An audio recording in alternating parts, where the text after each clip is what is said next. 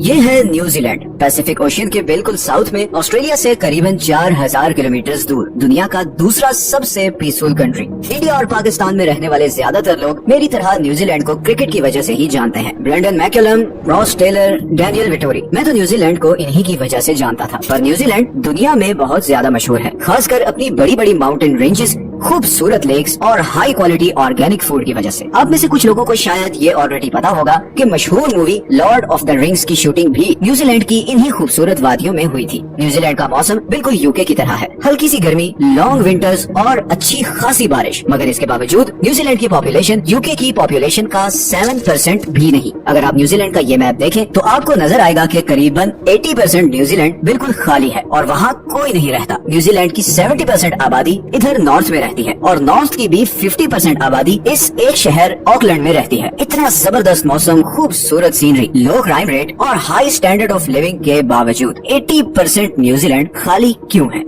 سب سے پہلے اگر ہم ورلڈ میپ دیکھیں تو آپ نوٹس کریں گے کہ نیوزی لینڈ ہماری باقی دنیا سے بہت دور ہے۔ مطلب اگر آپ کراچی یا ممبئی سے جہاز میں بیٹھیں تو یہ پورا عربین سی اور انڈین اوشن کو کراس کر کے قریباً 18 سے 22 گھنٹے کی فلائٹ کے بعد ہی آپ نیوزی لینڈ پہنچ سکتے ہیں۔ اور اب سوال یہ پیدا ہوتا ہے کہ انسان دنیا سے اتنی دور اس آئی لینڈ تک پہنچا کیسے؟ اب یہاں پر ملٹیپل ویوز ہیں۔ اگر ہم نیوزی لینڈ کی آفیشیل ویب سائٹ پہ جائیں تو وہاں یہ لکھا ہے کہ آج سے 1000 سال پہلے لگ بھگ 1320 سے 1350 کے بیچ ماوری لوگوں نے نیوزی لینڈ کو ڈسکور کیا۔ ماوری پیسیفک اوشن کے ان سارے آئی لینڈز، جنہیں پولینیشین آئی لینڈز بھی کہا جاتا ہے، ان پر رہنے والے لوگوں کو کہا جاتا تھا۔ آفیشیل سورسز کے مطابق ماوری 13ویں صدی کے آس پاس اپنے یہ سارے آئی لینڈز چھوڑ کر بڑی بڑی کشتیوں میں بیٹھے اور ادھر نیوزی لینڈ پہنچ گئے۔ یہ لگ بھگ وہی زمانہ بنتا ہے جب منگولز اور چنگیز خان پورے یورو ایشیا پر اپنا کنٹرول لے رہا تھا۔ لیکن اب سوال یہ پیدا ہوتا ہے کہ یہ لوگ اپنے پرانے آئی لینڈز چھوڑ کر نیوزی لینڈ آئے ہی کیوں؟ اس سوال کا کھوج لگانے کے لیے جب ہم نے ریسرچ کی تو کچھ آرٹیکل سے پتا چلا کہ ماوری کے اپنے ہسٹوریکل ریکارڈز میں تھوڑا سا ڈفرنس ہے۔ ماوری ٹریڈیشنز کے مطابق نیوزی لینڈ 13ویں صدی میں نہیں بلکہ اس سے بھی 500 سال پہلے اراؤنڈ 750 AD میں کوپے نام کے ایک ماوری نے ڈسکور کیا تھا۔ کوپے ایک فشر مین تھا جو اپنے اور اپنے ٹرائب کے لیے مچھلیاں پکڑتا تھا، مگر پھر ایسا ہونا شروع ہوا کہ جب بھی وہ جال لگاتا تو اس کی مچھلیاں اس ایریا میں پائے جانے والے آکٹوپس کھا جاتے اور ان لوگوں کے ہاتھ کچھ بھی نہ لگتا۔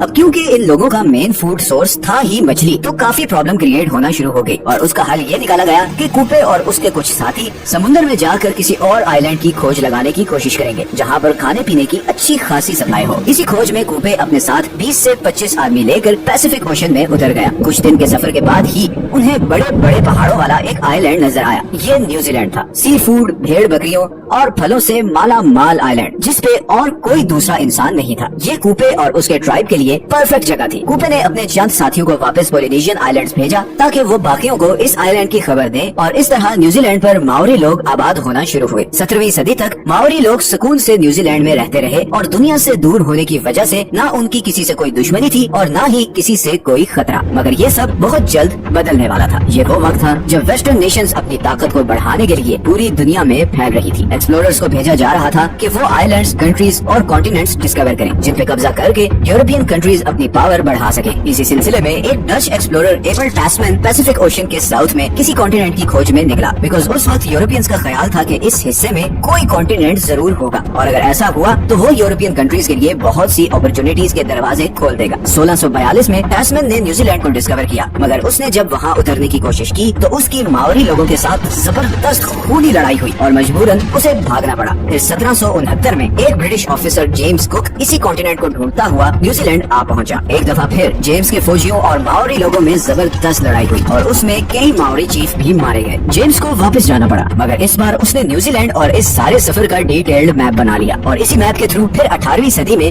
یورپینز اس آئی لینڈ تک پہنچنا شروع ہوئے اور اس بار انہوں نے ماوری لوگوں کے ساتھ بڑے سمارٹ طریقے سے ڈیل کیا۔ انہیں ٹریڈ اور پروفٹ کا لالچ دے کر برٹشرز نے ادھر اپنی نیول پورٹس بنانا شروع کی اور پھر 100 سال بعد ہی برٹشرز نے نیوزی لینڈ کا کمپلیٹ کنٹرول لے لیا۔ برٹشرز اور ماوری لوگوں کے درمیان 1840 میں ایک ٹریٹی سائن ہوئی جسے دا ٹریٹی آف وائتانگی کہا جاتا ہے اور اس ٹریٹی کے بعد نیوزی لینڈ آفیشلی یورپ اور برٹش امپائر एम्पायर का हिस्सा बन गया। उस वक्त माओरी लोगों की पॉपुलेशन करीबन 2 लाख थी, लेकिन अगले 100 सालों में ये पॉपुलेशन बढ़ने के बजाय 2 लाख से कम होकर 40,000 तक पहुंच गई। और उसकी 2 मेन रीजन थी। असल में जब यूरोपियन लोग इधर आए तो उनके साथ वो बीमारियां भी इधर आई जो उस वक्त यूरोप में आम थी। प्रॉब्लम ये थी कि माओरी लोगों में इन डिजीजेस की इम्यूनिटी डेवलप नहीं हुई थी और इसीलिए यूरोपियन इमिग्रेशन के बाद लोकल माओरी लोग बीमार होकर मरना शुरू हो गए। दूसरा, 19वीं सदी में न्यूजीलैंड एक बहुत ही वायलेंट जगह बन चुका था। ट्रीटी ऑफ वैतांगी के सिर्फ 5 साल बाद ही ब्रिटिशर्स और लोकल माओरी के दरमियान लैंड ओनरशिप को लेकर एक सीरीज ऑफ वॉर शुरू हो गई जो अगले 40 साल तक चलती रही। इन वॉर्स में बहुत ज्यादा लोकल माओरीज मारे गए और फाइनली ये सारा सिलसिला 1881 में जाकर रुका, जब माओरी के सारे बड़े चीफ्स मारे जा चुके थे और माओरी मूवमेंट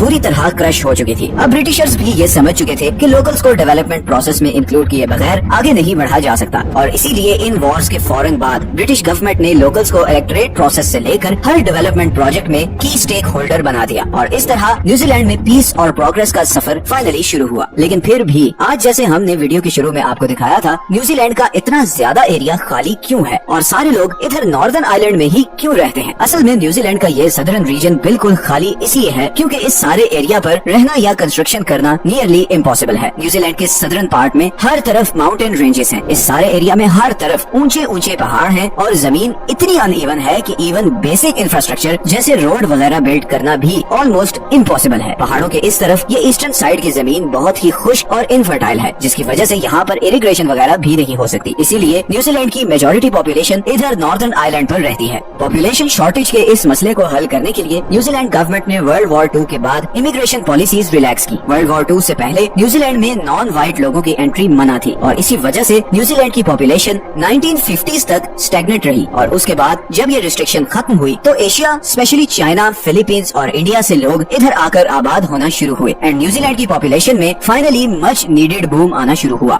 आज न्यूजीलैंड की पॉपुलेशन का ऑलमोस्ट 27% इमिग्रेंट्स या वो लोग हैं जो न्यूजीलैंड से बाहर पैदा हुए थे। इमिग्रेंट्स की मेजॉरिटी इधर ऑकलैंड और उसके आसपास के एरियाज में रहते हैं और यही वजह है कि ऑकलैंड आज दुनिया के लीस्ट अफोर्डेबल सिटीज में से एक है, बिकॉज लैंड सप्लाई कम है और हाउसिंग की डिमांड ज्यादा है। इसी प्रॉब्लम को हल करने के लिए न्यूजीलैंड गवर्नमेंट अब लोगों को $8,000 तक की ग्रांट दे रही है ताकि वो ऑकलैंड से 100 किलोमीटर दूर वाइकाटो में शिफ्ट हो जाएं, ताकि ऑकलैंड की हाउसिंग मार्केट पर प्रेशर कम हो और प्राइसेस नॉर्मलाइज हो। एक बहुत इंटरेस्टिंग चीज ये है कि न्यूजीलैंड की सारी agriculture industry animal meet export करने पर चलती है। इधर नॉर्दर्न आइलैंड में बारिश की वजह से ऐसी लश ग्रीन जमीन है जिसकी वजह से इधर बेशुमार भेड़ बकरियां और गाय पाई जाती हैं। न्यूजीलैंड की पॉपुलेशन लगभग 50 लाख के करीब है, जबकि एक एस्टिमेट के मुताबिक यहाँ पर भेड़ बकरियों की पॉपुलेशन ऑलमोस्ट 3 करोड़ है और इसीलिए न्यूजीलैंड दुनिया में सबसे ज्यादा मटन और शीप वूल एक्सपोर्ट करने वाला कंट्री है। न्यूजीलैंड का 95% मीट बाहर एक्सपोर्ट होता है और 2019 में इस एक्सपोर्ट से न्यूजीलैंड ने $46 बिलियन का रेवेन्यू कमाया। न्यूजीलैंड दुनिया की 50वीं बड़ी इकोनॉमी है और इस इकोनॉमी का main source of revenue agricultural export है। $46 बिलियन सिर्फ गोश्त की एक्सपोर्ट से कमाना एक अनबिलीवेबल चीज है और ये इंडिया, पाकिस्तान और बांग्लादेश के लिए एक मोटिवेशन होनी चाहिए क्योंकि ये तीनों प्राइमरीली एग्रीकल्चरल कंट्रीज हैं। अगर आपको आज की वीडियो अच्छी लगी है तो इसे लाइक और चैनल को सब्सक्राइब जरूर कर दें। ये हैं वो सारे सोर्सेज जहां से हमने इस वीडियो के लिए कंसल्ट किया है। मिलते हैं नेक्स्ट वीडियो में, अपना ख्याल रखें। अल्लाह हाफिज।